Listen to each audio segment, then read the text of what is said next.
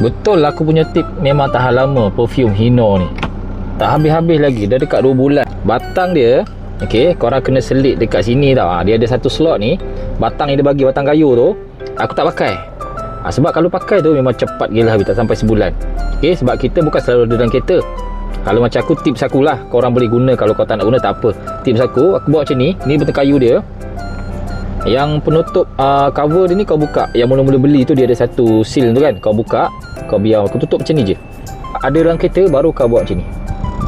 Jadi dia terus basah kat situ. Nampak? Dia basah tu, bau dia memang wangi lah. Kalau dia berkocak kan, kita buat kereta kan, dia berkocak, dia kena dekat situ, baru dia kena. So wangi tu baru keluar lah. Selagi tak kena kat kayu ni, dia tak akan habis, melambat nak habis.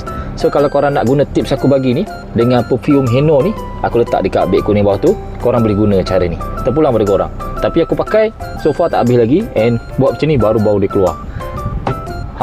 Yang peach aku letak kat kereta aku lagi satu. Yang lemon ni aku letak kat kereta aku yang ni.